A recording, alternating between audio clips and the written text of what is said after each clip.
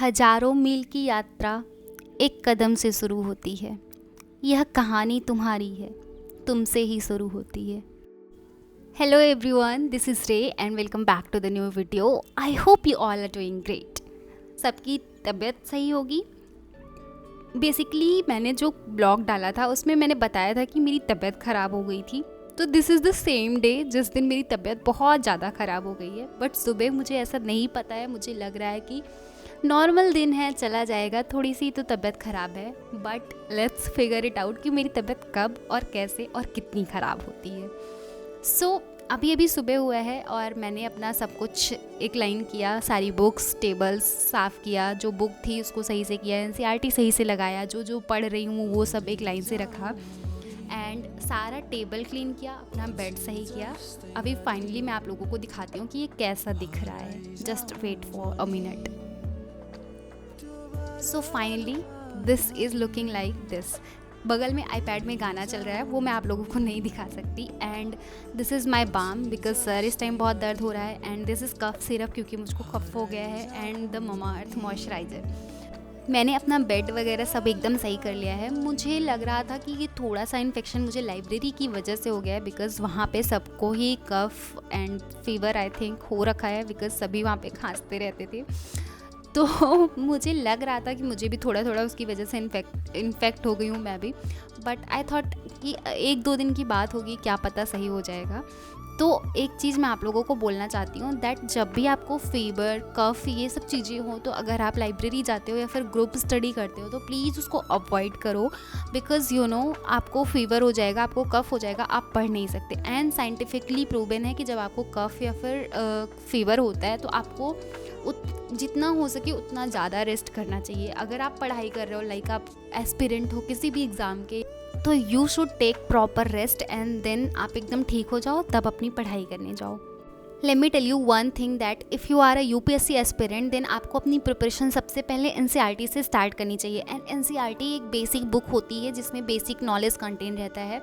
But NCERT पढ़ते वक्त हम समझ नहीं पाते कि क्या एग्ज़ाम पर्सपेक्टिव से रिलेवेंट है या फिर बहुत सारी ऐसी चीज़ें होती हैं जिसको पढ़ के हम बोर हो जाते हैं। तो मुझे एक सब एनसीईआरटी पढ़ने का सबसे अच्छा तरीका मैं आप लोगों को बताती हूँ दैट आप एनसीईआरटी पढ़ो। आप चाहे history, geography, polity and governance, economics, आप कुछ भी पढ़ो। एनसीईआरटी की कोई भी बुक उठाओ, उसको पढ़ो। एंड फिर there is a app that is memo UPSC app. आप उसको डाउनलोड कर लो, वहाँ से आप क्वेश्चन प्रैक्टिस करो क्योंकि मेमो यूपीएससी ऐप जो है वो यूपीएससी के हर एक सिलेबस से क्वेश्चन बनाता है। And after reading NCERT book you can shift to memo UPSC app and practice the question. इसी के साथ साथ मेमो यूपीएससी अब एडवांस बुक्स से भी क्वेश्चन अच्छे से बनाता है दैट आप बुक स्टैंडर्ड बुक पढ़िए, जैसे लक्ष्मीकांत पॉलिटी के लिए लक्ष्मीकांत, वो पढ़ के आप उसके भी क्वेश्चन सॉल्व कर सकते हो जो कि मेमो यूपीएससी ऐप पे अवेलेबल है। एंड इसी के साथ साथ आप मेमो यूपीएससी पे न्यूज़पेपर के भी क्विज़ेस एंड न्यूज़पेपर के भी नोट्स अवेलेबल हैं। तो मैंने इसका मेमो यूपीएससी का लिंक जो है वो डिस्क्रिप्शन में डाल दिया है, आप जाओ उसको डाउनलोड करो। और जब भी आप एनसीईआरटी या फिर कोई भी एडवांस बुक पढ़ो तो पढ़ने के बाद तुरंत ही उसको क्विज के माध्यम से सॉल्व करो सो दैट आपका कॉन्सेप्ट क्लियर हो सके, आप एग्ज़ाम में अच्छा परफॉर्म कर सको। And Memo UPSC also provides weekly current affairs materials as well as other study materials on this app. So आप अपनी प्रिपरेशन को Memo UPSC की हेल्प से और ज़्यादा इफ़ेक्टिव, प्रैक्टिकल एंड यूज़फुल बना सकते हो। सो लिंक मैंने डिस्क्रिप्शन में डाल दिया है, गो डाउनलोड एंड जब भी आप पढ़ो अपनी प्रिपरेशन मेमो यूपीएससी के साथ करो।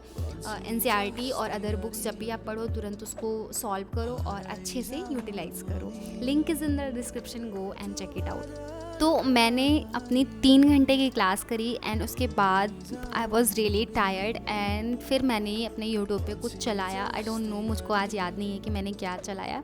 एंड मैंने जो कल रात में खाना बनाया था वो खाना मतलब बच गया था, तो मैंने उसको वैसे ही फ्रिज में रख दिया था। तो मैं वो लेके आई एंड सब्ज़ी रोटी थी तो मैंने उसको खाया। एंड खाने के बाद मैं सार लूँगी एंड सार लेने के बाद मैं तैयार होंगी एंड देन फिर मैं लाइब्रेरी चलूँगी। यू नो मेरा लाइब्रेरी भी जाने का ऐसा मन नहीं कर रहा है, बट आई एम थिंकिंग कि लाइब्रेरी चलते हैं और वहाँ पे पढ़ते हैं। एंड यू नो बहुत ज़्यादा लोगों को प्रॉब्लम हो रखी है, तो मैं सोच रही हूँ कि मैं एक मास्क ले लूँगी रास्ते से एंड मास्क लगा के लाइब्रेरी जाऊँगी। और मेरा ऐसे चाय भी पीने का मन कर रहा है, लेकिन मैं यहाँ पे चाय नहीं बनाऊँगी क्योंकि चाय बनाने पे सारे बर्तन वगैरह फिर से गंदे हो जाएंगे। एंड रास्ते में चल के मैं चाय लेके तब आ गई ऊपर लाइब्रेरी में। एंड सबकी तबीयत ही लाइब्रेरी में इतनी ज़्यादा ख़राब है कि फ़ैन वगैरह रहती है, तो इसकी वजह से भी ठंडी का पूरा एकदम ऐसा लग रहा है कि ठंडी आने वाली है। एंड आई थिंक ये मौसम चेंज होने की वजह से ही सबकी तबीयत ख़राब हो रखी है। तो मेरे को ऐसा आने का मन नहीं कर रहा था, लेकिन मैंने सोचा कि चलती हूँ, क्लास कर लूँगी, उसके बाद जैसा भी रहेगा। उतनी तबीयत ख़राब नहीं लग रही थी, तो मैं चाय लेके छत पे आ गई। बट जैसे जैसे मेरी क्लास बीत रही थी, मुझको ऐसा लग रहा था कि मेरी तबीयत रियली बहुत ज़्यादा ख़राब हो रही है, क्योंकि यू नो मेरे को फ़ीवर ऐसे थोड़ा थोड़ा हो रहा था, ठंडी भी लग रही थी, एंड उसी के साथ साथ सर दर्द एंड थोड़ा चक्कर सा मेरे को आ रहा था, डिजीनेस फील हो रही थी। तो मैं सोची कि क्लास ख़त्म करके तभी मैं रूम पे चलूँगी। And I tried my best, लेकिन मेरा ऐसा रहा ही नहीं जा रहा था मेरे से। तो इवन जब मेरी जब क्लासेस स्टार्ट होती है तो 2:45 पे एक ब्रेक होता है, तो मैं ब्रेक में वापस से जाके चाय ले आई, चाय भी पिया, लेकिन फिर भी मेरे को बिल्कुल भी रिलैक्स नहीं फ़ील हो रहा था, मेरे को बिल्कुल भी अच्छा नहीं लग रहा था। तो मैंने सोचा ओके, अभी थोड़ी देर पे हम क्लास ख़त्म करने के बाद मैं रूम पे जाऊंगी एंड आराम करूंगी। बट मेरे को ऐसा बिल्कुल भी रहा नहीं जा रहा था, तो फिर मैं वापस से गई चाय लेने के लिए नीचे। हिम्मत भी नहीं हो रही थी, बट यू नो चाय वाज द ओनली ऑप्शन कि चाय पी के हम थोड़ी देर और सर्वाइव कर सकते थे। तो मैं नीचे गई, चाय लेके आई, एंड इकोनॉमिक्स मेरी चल रही है इस टाइम, तो इकोनॉमिक्स की क्लासेस चल रही थी। तो मैंने सोचा कि फटाफट से ये ख़त्म कर दें एंड देन फिर मैं रूम पे जाऊँ। और मैं सच बताऊँ, मेरी इतनी हिम्मत नहीं हो रही थी कि क्लास ख़त्म करने के बाद कि मैं अपने बैग को पैक कर लूँ और अकेले रूम पे आ जाऊँ। इतनी ज़्यादा मेरे को मतलब मेरी हालत ख़राब हो रखी थी, but I tried my best and I packed my bag and फिर मैं रूम पे आई। और मैं 5 दिन लाइब्रेरी नहीं गई हूँ और कुछ भी नहीं किया है।